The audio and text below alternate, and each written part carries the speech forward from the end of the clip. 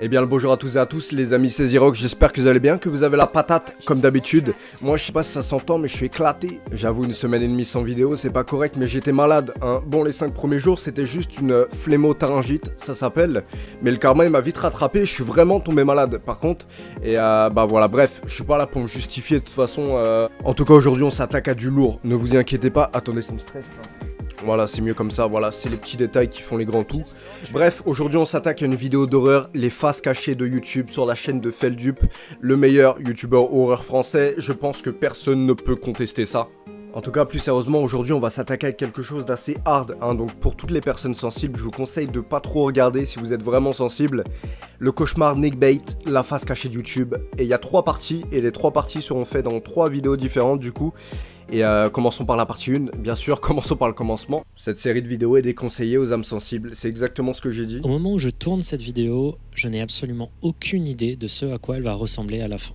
Pas forcément parce que les sujets étaient extrêmement peu connus, mais bien parce qu'il s'agit, je pense, d'un des, si ce n'est du Findings, le plus violent de toute l'histoire de l'émission. La dernière face cachée de déjà YouTube que les précédents ils étaient quand même assez elle avait violents. un petit twist. Je m'étais penché sur 5 youtubeurs qui avaient mal tourné, devenant des personnes moralement répréhensibles ou juste des criminels. Dans cette vidéo, du coup, je vous ai... J'espère pas finir dans sa partie 5, en tout cas si possible. Abonnez-vous en tout cas. Donc pour faire plus court, cet épisode est l'un des plus violents de l'histoire de Findings. Mais cette violence a un sens. J'essaye de transmettre un message que vous allez comprendre uniquement vers la fin de cette édition, la face cachée de YouTube. Le message qu'il veut faire passer, c'est que si la violence ne résout rien, c'est que tu feras pas assez fort, poteau. Nickbait, c'est un sujet pas très connu. C'est simple. Personnellement. Il n'y a que très peu de vidéos sur le sujet sur Internet. Ah oui, un d'accord. youtubeur qui avait fait des recherches sur le sujet a d'ailleurs dû, après 3 mois de recherche intensive sur ce cas, être placé sous antidépresseurs. I'm being honest, Nickbait's almost kind of broke me. I guess it's kind of like staring into that little abyss and... Aussi Ah traumatisant. non, Feldup finit pas en hôpital psychiatrique, poteau, on t'aime, frérot.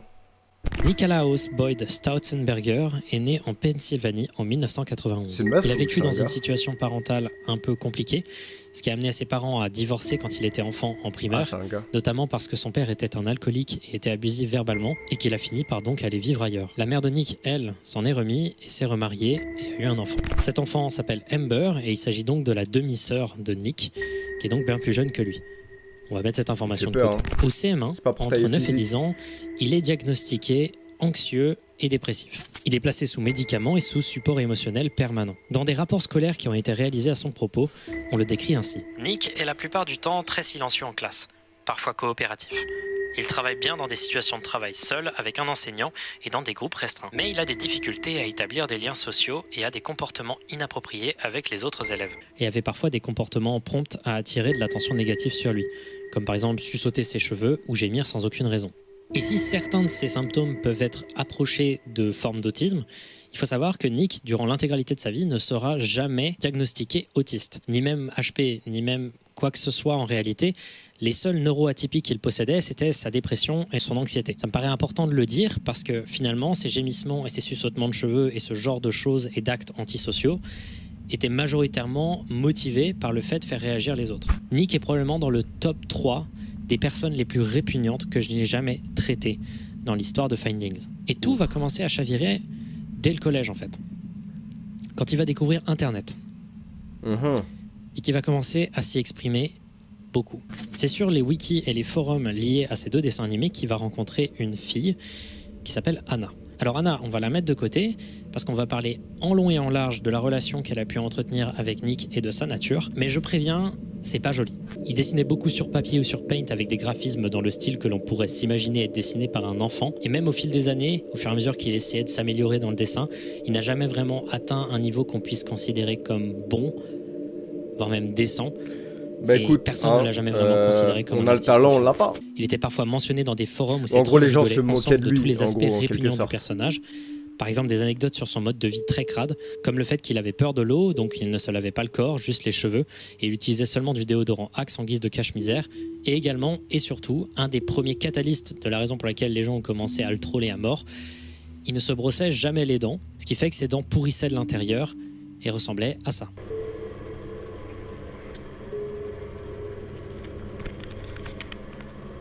Ah. Ah, j'avoue que c'est dégueulasse. Mais déjà, même la photo, quand il était petit, hein, il avait déjà des dents jaunes. Ah, mais là, ouais, c'est horrible. En fait, les gens ont commencé à faire des rapprochements entre Nick Bate et Chris Chan, une autre personnalité sur Internet dont je ne vais pas parler ici, étant donné que pour en parler en long et en large, il me faudrait plus de 10 heures. En fait, il faisait partie d'une catégorie de personnes qu'on appelle des lol cows, des personnalités assez détestables, mais pour l'instant, ça a juste l'air d'être un mec random sur Internet complètement osef, qui vite fait est un peu bizarre. Mais Nick Bate, c'est pas ça. Laissez-moi vous parler de l'une de ses passions les plus actives, la pédophilie. C'était sûr. Je m'y attendais de ouf. Ah putain. J'ai vu sa gueule, je me suis dit ça va être ça, de c'est Twitter sûr. Et de LiveJournal, qu'il utilisait comme des vrais lieux d'expression sans filtre sur lui, sa vie, ses intérêts et ses opinions. Et par lui, sa vie, ses intérêts et ses opinions, je veux dire sexuel, un terme essayant de faire accepter l'attirance sexuelle envers les enfants comme une orientation sexuelle comme une autre, au même titre que l'hétérosexualité, l'homosexualité ou la bisexualité. Il clamait que les enfants pouvaient consentir sans aucune difficulté ou incapacité à ce consentement, était tout aussi légitime que celui d'un adulte et que l'acte sexuel entre adulte et enfant, si consenti, parce qu'un enfant ne peut pas consentir, ne devrait en aucun cas être pénalement répréhensible ou mal vu en société. Et c'est là que je vais faire un stop à la vidéo. C'est simple, à partir de maintenant, vous avez deux choix. Soit vous décidez d'être dégoûté à vie et vous pouvez aller dans la description voir une vidéo non répertoriée qui montre un segment de cette vidéo avec tous les détails de l'affaire. Vous pourrez ensuite reprendre à ce timecode si vous voulez recontinuer la vidéo dans son flow normal. Ou alors vous pouvez continuer la vidéo maintenant et vous aurez les informations version diluée, version plus simple, avec moins de détails. Les gars, on est sale ou on n'est pas sale? Allez, on est sale. Il faut aussi comprendre que Nick Bate, il était chanteur. Chanteur. Il était terriblement mauvais en guitare. Voici des extraits.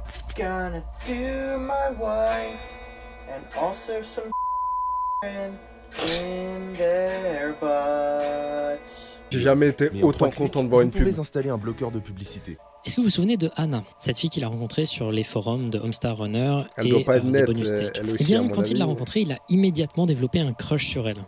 Il y avait très peu de filles sur ce groupe de gens, donc elle n'était pas très surprise ou choquée qu'un garçon tombe amoureux d'elle. Elle l'a gentiment repoussée en expliquant qu'elle l'appréciait en tant qu'amie, mais sans aucune attirance. Il parlait énormément, il lui disait sans arrêt qu'il voulait l'épouser, il lui avait demandé en mariage plusieurs fois, chose qu'elle a toujours refusée. Et à un moment, il a carrément créé un autre blog sur lequel il ne parlait que exclusivement de Anna, étant donné qu'il ne voulait pas qu'elle voie les messages sur elle sur son blog principal. Il écrira dans son blog sur Anna cette phrase. Il semblerait que la plupart de nos conversations aient au moins une instance de moi lui demandant de m'épouser ou de jouer à la PlayStation 2 à poil pendant que je la regarde en me ou quoi que ce soit d'autre, et elle qui répond juste, peut-être, d'une manière assez désintéressée. Ça donne bien une image des dynamiques et de ce à quoi ressemble. Je sais pas, tu captes une meuf, tu vas l'inviter au resto, tu vas faire des trucs, tu vois, tranquille. Mais qui va demander de jouer à la Play 2 à Walp? Enfin bref, il est pas net le garçon. J'ai peur pour elle carrément. Plus le temps avançait, plus Nick était insistant et glauque avec elle. Il l'appelait sa femme, ne parlait que d'elle. Anna a donc décidé à un moment que c'était trop et a arrêté l'amitié avec Nick Bate et lui a demandé de ne plus jamais le contacter et elle l'a bloqué sur tous les réseaux. Il montre un mur de sa chambre spécifiquement dédicacé à Anna. Ce mur est couvert de photos, de lettres, de cadeaux et de tout objet en lien avec elle. There's the wall of Anna. Sometimes I put other things on it. Really not. Regarde, il est en train. T'es fou, il est en train de bander de ouf, gros, quand il parle d'elle. Il faisait également énormément de listes sur divers thèmes, dont une avec toutes les choses qu'il veut faire avec Anna, et une liste de meubles, objets divers, fournitures de bureau, etc. qui seront nécessaires à avoir quand il vivra avec elle. Et ce, après que Anna ait complètement coupé les ponts avec lui. Et encore aujourd'hui, en 2022, il continue de lui envoyer des lettres à son domicile. Maintenant, pourquoi est-ce que je mets ce personnage dans la face cachée du Est-ce que vous êtes au courant que les mecs qui font ça, là, déjà, vous êtes des grosses merdes, Et ça peut pousser des meufs à faire des trucs de fou. Hein. D'abord, il y avait des vidéos qui étaient tout simplement des réponses aux trolls. Des trolls lui demandaient des informations et de voir certaines choses, et lui, il les montrait de manière complètement candide. Par exemple, la vidéo de Horror of Nick Stiff, une vidéo dans laquelle il fait un close-up de ses dents et où il ne dit rien, et dans laquelle on peut voir l'étendue de la décrépitude de sa bouche. Vidéo qui lui avait été demandée, comme le dit la description de la vidéo. Je ne sais pas pourquoi, mais tout le monde veut des gros plans de mes dents. Pour se foutre de ta gueule, poteau, c'est tout. Ne me blâmez pas si vous vomissez. Mais sinon, le reste de ses vidéos, c'est plutôt des sortes de vlogs où juste il raconte des trucs, où il fait des présentations, des room tours, tout simplement. Comme la vidéo room tour dont j'avais pu parler précédemment avec Anna, où il montre sa chambre qui est très bordélique, il montre également le coussin qu'il utilise pour se mais lui il utilise le terme câliner. Il montre également ses consoles de jeux, sa télé, il montre aussi sa collection de canettes, une pochette avec des dessins pour son comics Coffee Crew et d'autres dessins. Ensuite un classeur plastifié avec des lettres qu'Anna lui a envoyées avec les enveloppes toujours intactes. Bon, moi si il continue à la harceler en 2022, se dire qu'il est jamais venu chez elle. C'est la bonne nouvelle d'un côté. Il montre ensuite un tiroir rempli de culottes, il montre ensuite ses toilettes en disant qu'il utilise la brosse à toilette comme tout le long de la vidéo, on peut remarquer un truc, c'est que sa respiration est très erratique, qu'il a l'air complètement sur les nerfs. Ouais, je sais pas s'il est sur les nerfs, poteau, il est en...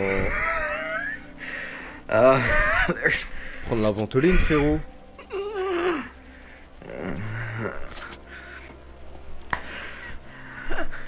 Fais rien à ton chat, hein. Laissez-moi vous parler de sa demi-sœur Amber. On peut voir Amber dans 2 vidéos de la chaîne de Nick Bait. Et évidemment, je vais censurer son visage. La première vidéo dans laquelle on voit Amber, c'est Anniversaire de Amber 2010. Dans cette vidéo, il filme sa famille en mettant une attention particulière sur Amber, notamment quand elle est en maillot de bain dans une piscine, et également quand on la voit ensuite souffler sur ses bougies. Pendant toute la vidéo, elle a l'air assez mal à l'aise, comme si la présence de Nick Bait la dérangeait. Et enfin, la dernière vidéo qu'il postera sur YouTube sur sa chaîne principale, c'est une vidéo appelée LARPing with Amber. Il s'agit d'une sorte de jeu de rôle avec elle, où ils se battent avec un bâton, puis prétendent d'avoir des super pouvoirs. Ouais bon ça à la limite, si ça serait pas lui, ça serait pas grave. Un jour, pendant qu'il était en discussion textuelle sur internet avec quelqu'un, il a admis dans un chat avoir agressé sa petite demi-sœur Amber quand elle avait 8 ans. Les propos qu'il utilise sont affreux et sont des propos que j'ai encore beaucoup de mal à prononcer. Il explique que, selon lui, c'est elle qui a commencé. Oh là là. C'est elle qui a commencé. Et évidemment, c'est faux. Amber finit par expliquer à son père ce qui lui est arrivé. L'un des documents de justice explique le déroulé des faits. Si je ne vais pas donner les détails dans cette version de la vidéo, sachez que clairement, c'était Nick qui avait tout démarré, qu'il forçait et que rien n'excuse ses actions. Ah, mais on n'a jamais, les agressions on n'a jamais ont eu lieu entre 2009 et 2010, quand elle avait entre 5 et 8 ans. Le 30 avril 2015, il est arrêté pour agression sur un enfant. C'était Amber. Le procès a eu lieu en janvier 2016, procès au cours duquel Nick a été condamné à la peine maximale possible. Combien ? 40 ans de prison, dont 16 années et demie non éligibles à la liberté conditionnelle. À partir de 2030. Attends, s'il a pris 40 ans de prison, comment il envoie toujours des lettres à Anna en prison ? Non. But I'm not actually having sex with kids. I just approve. It's bad enough that you think it should be legal. Consensual, sure. Oh my god. Allez, direction la 11. Bâtard. J'avais oublié de rajouter ça lorsque je tournais, mais si vous vouliez que Nick Bait souffre en prison et qu'il se fasse tabasser par les autres occupants de la prison, sachez que ce ne sera pas le cas, parce qu'il est dans une prison spéciale pédophile. Et donc ils sont tous tout pareils. Se serre les coudes là-bas.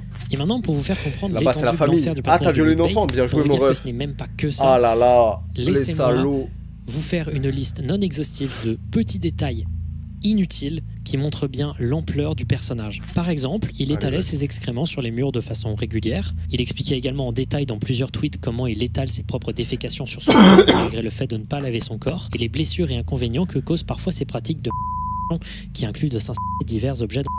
Il insiste beaucoup sur le fait qu'il est absolument dégoûté par les vagins. Parmi sa liste de critères stricts auxquels sa future compagne devra correspondre, liste qui a été postée sur Twitter en toute connaissance de cause, il y a le fait d'être mignonne, pas comme quelqu'un avec qui on voudrait sortir, mais mignonne comme une petite sœur, être complètement vierge, n'avoir jamais été courtisée par d'autres hommes, pour lui donner la priorité et augmenter les chances qu'elle soit attirée par lui, puisque personne d'autre ne veut d'elle. Veut absolument lui faire plaisir, être timide, faire énormément de câlins, ne pas avoir une poitrine trop grande. Il vous manque beaucoup de détails, ceux qui n'ont pas vu la version non censurée. Et très franchement, c'est mieux que vous restez juste à ça. Nickbait est répugnant et j'ai énormément dilué les informations. Il y a des choses que j'aurais voulu pouvoir mettre dedans. Essayer de vous décrire encore un peu plus l'hygiène de ce gars, décortiquer ses centaines et milliers de tweets, décortiquer chacun de ses blogs. Il est tellement extrême comme cas que personne n'a envie d'en parler, tellement ça dégoûte les gens. Par exemple, même les fans de LOLcow qui ont l'habitude de ce genre de cas disent que Nickbait est leur limite. Aujourd'hui, on sait où il est en prison. Voilà d'ailleurs une photo de Nickbait aujourd'hui. Franchement, il a glow up quand même. Bah après, mentalement, j'espère qu'il a glow up aussi. En prison, il est encore plus propre que chez lui, poteau. Et il continue d'envoyer encore aujourd'hui des lettres à Anna. Il continue de penser qu'il n'a rien fait de mal. C'est un homme qui s'est nourri de l'attention des gens pour en faire quelque chose d'affreux. Et tout ce qu'il a touché a été détruit. Et ce, en étant une personne affreuse qui n'a jamais eu le moindre intérêt dans l'existence et qui a une vie franchement pitoyable. Et c'est probablement une des dernières fois que je parlerai de ce genre de cas, de LOLcow absolument affreuse sur Internet, parce que ce genre de cas n'a absolument aucun intérêt. Ce sont des gens qui ont fait des choses ignobles pour faire des choses ignobles, et en parler tient seulement et presque seulement de la curiosité morbide. Mais pas de celle qui peut faire avancer, qui peut donner des informations, qui peut essayer de prévenir certaines catastrophes. Non, là c'est juste de la curiosité morbide qui, en plus de ça, quand on en éprouve, fait plaisir à la personne qui est responsable de ces atrocités. Ça lui donne de l'importance. Il reste encore deux sujets à traiter. Et c'est fini. Bon, Internet c'est la révolution, ouais, mais bon, ces personnes-là qui étaient bizarres auparavant, ils étaient dans leur coin, ils étaient bizarres dans leur coin. Sauf que maintenant, bah, ça devient un truc public, c'est-à-dire qu'il y a des gens qui vont prendre exemple sur eux, tu vois, des mecs pas nets aussi de base qui peuvent prendre exemple sur des gens comme ça. Avant, ils faisaient ça dans leur coin, ils faisaient des trucs de fou, personne ne le savait, maintenant ils savent, donc évidemment, ils ont ce qu'ils méritent derrière. Donc voilà, c'est double tranchant comme on pourrait dire, mais j'avoue c'est chaud, hein. Et dites-vous qu'il y a encore 2 vidéos comme ça sur des cas différents, bien sûr. En tout cas, j'espère que vous avez bien kiffé, que vous avez bien eu peur. Hein, c'est de la curiosité morbide, les gars, vous êtes bizarres. Hein. Je suis bizarre, moi aussi, à montrer des trucs comme ça, en vrai. En tout cas, passez une bonne soirée, les gars. Et d'ici là, portez-vous bien. À bientôt pour de prochaines vidéos. D'ici là, portez-vous bien. Bye, tchuss.